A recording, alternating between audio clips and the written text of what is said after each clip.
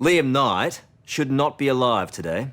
At a friend's 18th birthday party back in January, a steel pole was speared straight through his skull. 2 teenagers have been charged over the incident, and the events of that night will soon be heard by a court. Tonight, you'll see the story of Liam's amazing survival and recovery. And a warning, some of the pictures are graphic. You see, Liam was lying face down with a 2.5 metre rod through his head. Paramedics, emergency services, trauma specialists and surgeons all combined to perform this miracle. Thank you everyone here for coming to Liam's birthday. We're really stoked that he's here, obviously. And turning 18 is a big event in anyone's life. So everyone just give 3 cheers for Liam for turning 18, so. Tonight, Liam Knight, the youngest of 4 brothers, is reaching that milestone. Okay, you ready? You ready, everyone? Work it. If any family deserves a good party, it's the Knights. 10 years ago, Liam's father Trevor was almost killed by a stroke. Then in January this year, Liam came oh so close to losing his life at another 18th birthday party. First 18th, you know, he was so excited because the very first 18th from all his friends, and his face. I just remember him running down the stairs with his long legs and, you know, taking 3 steps at a time, and the smile on his face, you know, and then giving me a hug and kiss and saying, "I'll see you later." And I said, "Oh, give me a ring when you're at the end of the night and I'll come and get you." What was the night like? And describe it to me. Good night. Was it? Good fun, from what I can remember. Would you remember the actual moment? Nah, don't remember that at all. It's not something you want to remember, that impact, anyway. Oh, nah. I'm thinking my brain, like, blocked that out. Because if I remember that, that would be... Oh, I don't know how I'd cope with that. Yeah.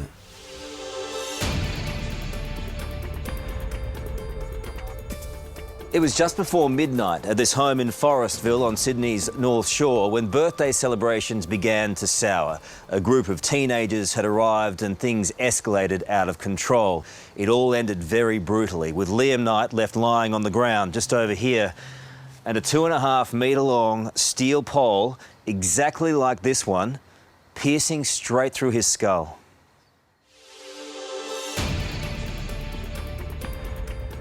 This is the 3D image of the pole through Liam's skull. It was incredible he survived the initial impact, but keeping him alive was now the medical emergency. Ambulance officer Peter Brown was the first paramedic to respond.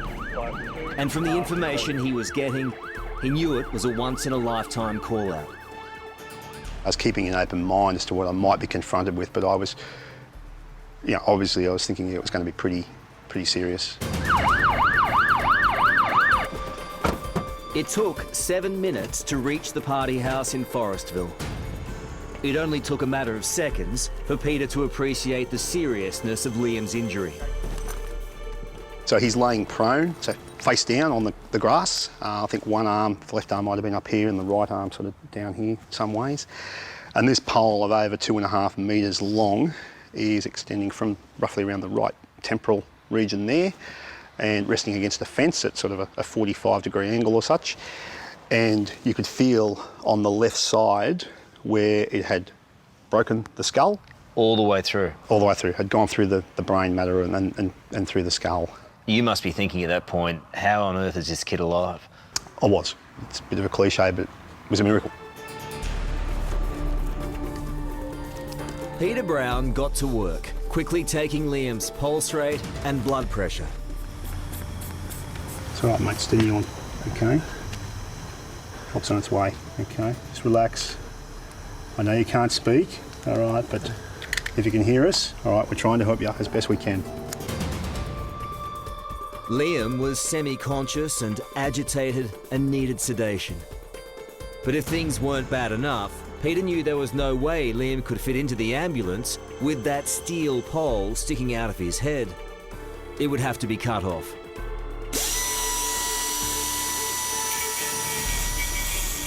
That job was given to Fire and Rescue New South Wales. Tristan Conn did the cutting, with Josh Holliday pouring water on the steel bar to minimise the damage hot steel would do to Liam's brain.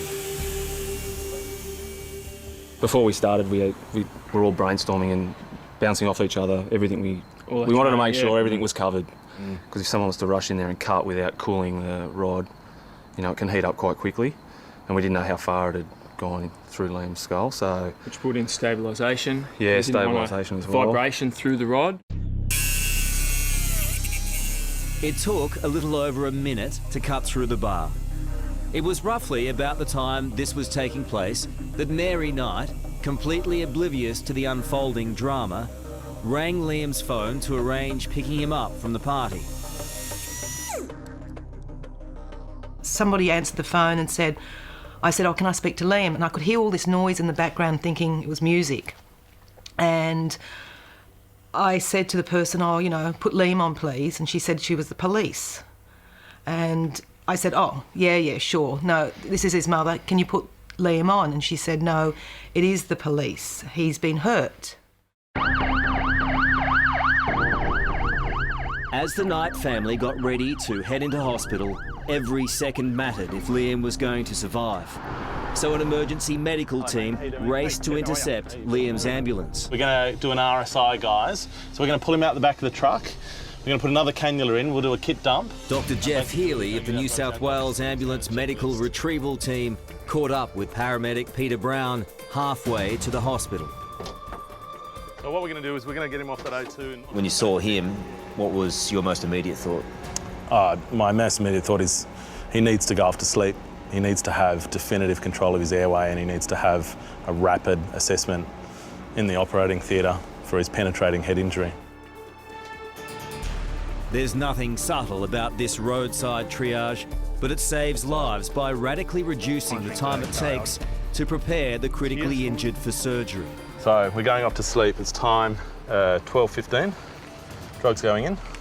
So it's 150 ketamine. Okay, so he's going to stop breathing in a second. Dr. Healy performed what's called rapid sequence induction of anaesthesia, meaning Liam was placed into an induced coma. That means putting him off to sleep, putting a breathing tube in to facilitate oxygen delivery to his brain, and then package him up and get as much time saved to get him through that process as quickly as possible. So to do all of that, we took about 15 minutes, which is very, very quick. Within an hour of the 000 call, Liam arrived at Sydney's Royal North Shore Hospital. It had gone like clockwork so far, but Dr. Jeff Healy's job wasn't over. He had to inform Liam's family of the exact nature of the injury. The family members, they were in a complete mess. They were all there together. There were tears. What did you say? I just told them a factual basis of what had happened, what we'd done for him, why we'd done it, and what I anticipate the next stage of the process is going to be. We all sat there saying, what are you saying? It went right through his head, right? And he said, yes, it went through his brain and through his head. And then when I saw the scan, the CT scan, I just couldn't believe it. I just looked at this scan, as I said, reality set in that it went right through his head, right through the brain. I'm thinking, how could he be alive? Liam's brothers, Shane, Kyle and Todd, all thought the same thing. I thought he was gone, to be honest. It was straight through his head, the pole, so, you know, just didn't think at all, just froze. I do remember this dropping to the ground and crying, not knowing what to think. Seeing our little brother, you know, who's such a positive, happy-go-lucky guy, just laying there, just being pumped by machines, and that was just absolutely awful.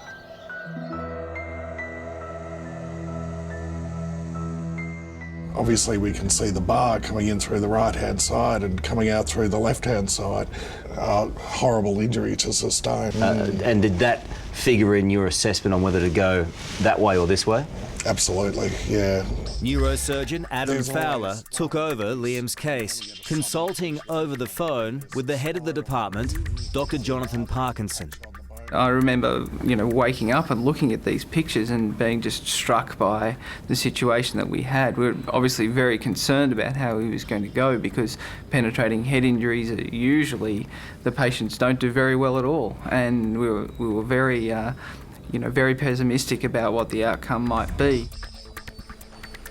Just before he entered the operating theatre, Adam Fowler spoke with Liam's parents. I really struggled. What do you tell these poor parents who've seen their horribly injured son in the height of his life? What do you tell them?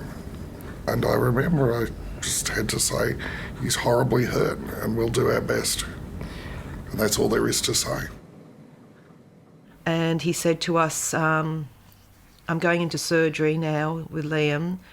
I think it's best that you call all the family in. It's not looking too good. And how does the mum react to that? I felt my whole world had fallen apart, but then I looked at the doctor and he looked at us and he said, I'm sorry to tell you this. I can't sugarcoat what I'm telling you. And he put his head down and I just felt like he was just devastated as what we are. Coming up, Liam's nerves of steel. Okay. He was alive. It had to come out. There's only one real way, and that's back out. His family's bedside vigil. Did you allow yourself to think that he's not going to make it? No. The moment he woke up. And then he looked at me and he spoke and he said, I want to pee. And back in the surf. I got no words for it. I'm in awe. To the amazement of paramedics and doctors, Liam was still alive. But if he was to have any chance of a future, surgeons had to do something they'd never done before. Now, we'll take you inside the operating theatre, and a warning, the pictures are graphic, as a team of specialists tries to get that massive piece of steel out of Liam's head. It's way past midnight at Sydney's Royal North Shore Hospital, and neurosurgeon Adam Fowler is preparing for the riskiest operation of his career. A kilogram of steel lies in Liam Knight's skull, and Adam has to remove it. And at that point I was just aghast with the mess that this has created. It had dragged through a lot of one side of his head through to the other side of his head, and cleaning that up took a while, and then removing the bone to free up the bar. The weight of the actual bar then became an issue because gravity is pretty unforgiving and it tends to want to pull things away and pull things down. After approximately 1 hour, the moment had come to extract the bar. Any movement, either way, could be catastrophic. He was alive. It had to come out. There's only one real way, and that's back out. Okay, it's coming easily. How are you looking, Dennis? Going okay? Still got a way to go. And there we go. Here, take that.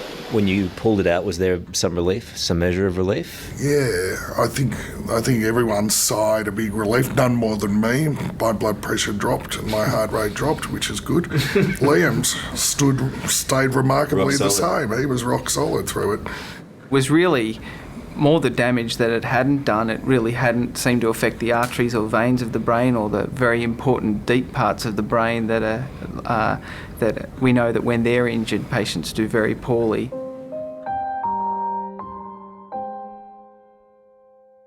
Liam was out of surgery, but not out of danger. Infection and brain swelling, life-threatening risks. Did you allow yourself to think that he's not going to make it and I have to say goodbye to him at some point? No. Ever? No. Never. No, it was never something that wasn't crept an option. into your mind? Not an option. Can you stick your thumb up at me? Give me a thumbs up. Day after day, he lay in a coma. family and friends keeping a constant vigil, not knowing when or if Liam would wake up. I needed them to just see him, touch him. And I think all that touching, from all his friends, his family, I think a lot of that love helped him. 12 days passed. Then Liam opened his eyes. Then he looked at me and he spoke and he said, and he had a really croaky voice, "I want to go to the toilet." And I said, "What?" Well, that's not actually what he said. But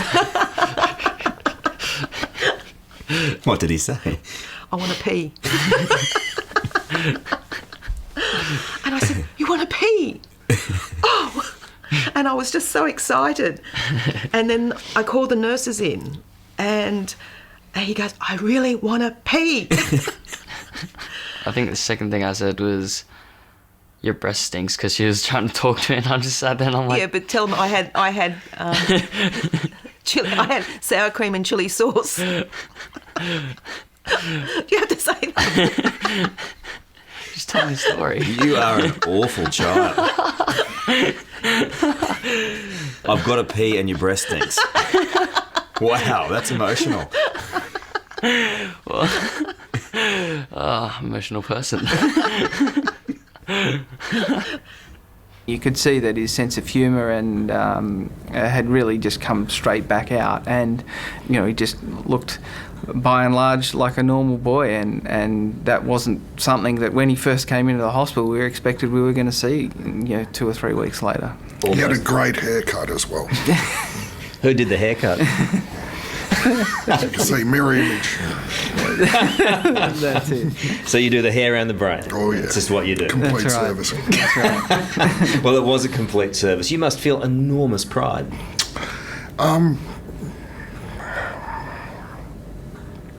Enormous relief.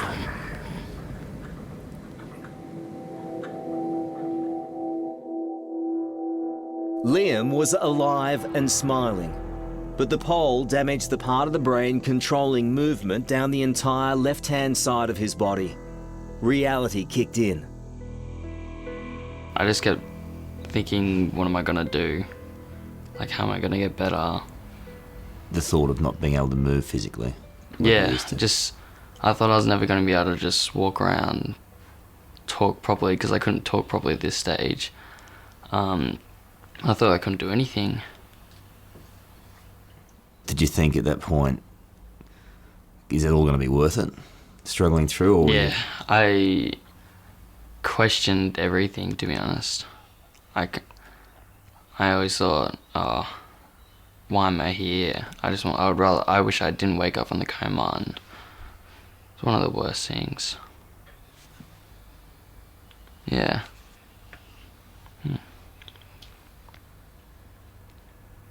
Try and relax that left arm when you walk. Keep it down by your side. For Liam, it had to be a case of mind over matter. Keep it relaxed. Relax the arm. Bigger step. At Sydney's Royal Rehabilitation Centre, he began the long road back to mobility. Chuck it right. Up with your left. Toe clearance is much better. Liam literally had to learn how to walk again. Right, first bit's the hardest. Big steps. Big steps. That's good. The only way I can look at it was that if I want to get better, I just got to get on with it. Like, that's all I wanted to do. I didn't care about anything else. I just wanted to get better. That's the way I looked at it, just to be positive. The progression for you through this rehabilitation, it's obviously been slow, but what are you most proud of? Oh, being able to walk. How's that? Oh, it's amazing. You didn't think you were going to walk again? I had my doubts, like, when I couldn't even sit up by myself. I remember I sat up for 10 seconds, and I was that happy. And that was only sitting for 10 seconds. And it's just those little things that just came back, and then I didn't think I would walk again, but I'm doing it. Right knee down. Right knee down, that's it. Left. Spin around. Here was a strapping teenager urging his body to do the most basic of moves. Liam's progress has astounded all associated with his rehab, but it hasn't always been smooth going. Seizures and fits are an ever-present threat to victims of brain trauma. Lie down, lie down, lie down, lie down. You right? Yeah. Come to me, lie down. Lie down. Oh, wow. Lie down, Liam. It's fitting. It's fitting. Guys, grab a nurse. Grab a nurse. Peter. Nurse. Liam's fitting. The vision of the seizure is very confronting. Why do you want that shown? Well, just to show that what Liam's, like our whole life has changed. What happened to Liam is reality and something we may have to accept. And everyone keeps calling, like, mum and stuff saying, oh, Liam's better. But then I realise that I still can't really walk that well. I have to be on anti-seizure tablets. And we just want to show everyone that I'm still got a long way to go and I'm not fully better yet.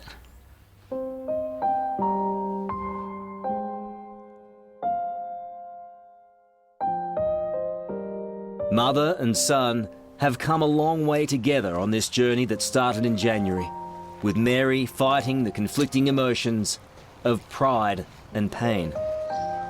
Don't go too fast.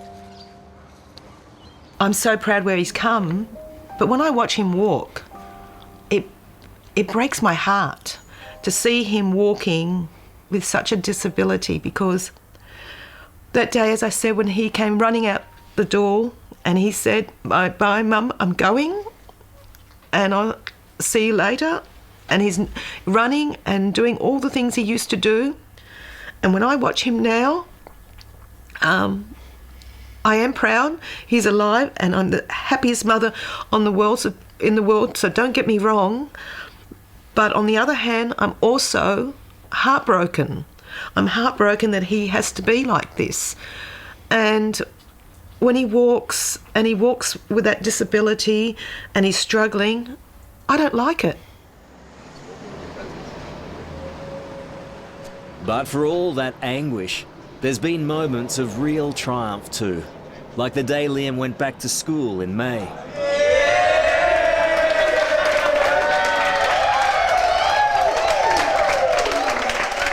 With his mates shepherding his every step, Liam returned to St Pius College in Sydney to resume studying for his HSC. He's an inspiration, in my opinion. What he's gone through, but how he's come out of it's been the biggest thing. His attitude is inspiring.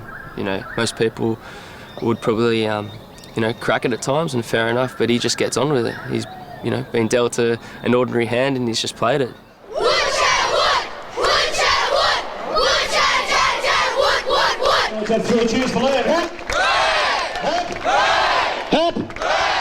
Of course, it's not only students and teachers cheering for Liam. So many others have been involved in not just saving his life, but getting Liam back on his feet. And it's still my ongoing hope that he's able to force this back in his memory to a time where it doesn't define his life, where he goes on and can remember a time that he had an injury, but he got better. And that's the end of it. Oh, come here. Good to see you. Thank you for everything. Well, you're very welcome. Oh, it's so amazing to meet you. You did everything. Oh, you gave me a second chance. You'll be right, mate. Oh my God. I just think it all starts here tonight. Oh. Leave that horrible thing behind. Oh yeah, it's back in the past now. Yeah, exactly. It's good to hear your voice, man. I've never heard it before. Yeah, thank God. I think you better say hi to your mum as well. Thank you very much. I never got to thank you because you went, but thank you very much. You're very welcome. No problems at all. Saving Liam's life has been a massive team effort.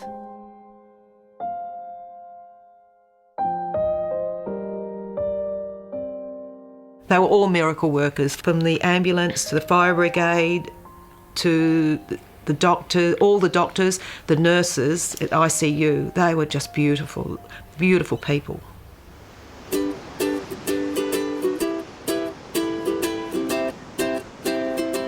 And now there are the physiotherapists and surf instructors who are taking up the campaign.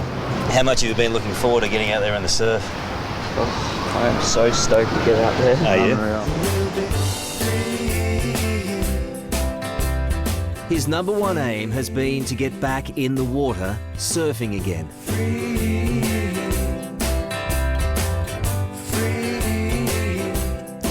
There, watching on the shoreline, a very anxious physio, Suzanne Stacey. I feel like a proud mum, actually. It's so exciting to work on someone's goal and see it happen in real life. It's just amazing. Someone's getting a bit emotional. I am. Hey?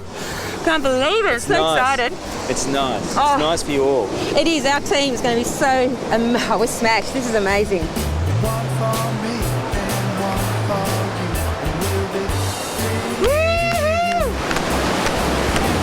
Come on, bring it home. Bring it home. That's unbelievable. Everything you thought it was going to be, everything you dreamed? Better. Oh, it's like, I got no words for it. Just, I'm in awe. Good man. What's next? Standing up. There's always a next step, isn't there? Oh, yeah. There's always another step. And true to his word, Liam did get to his feet. Sure, he has a way to go and no one knows it more than he does. But this young man with the ever-ready smile has already proven he really is made of steel.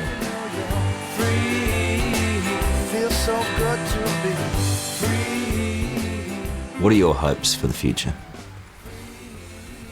For recovery? Yeah. Normal life. Normal life, go back to normality, get back to surfing, try to work out what I want to do in life. Are you worried that this moment that happened to you will define you? That you might be defined by what happened to you and that you're always going to be that kid who had that pole through his head? Nah. I still got a whole life ahead of me. I got a long time, so I'm sure I'll do other things that'll define me.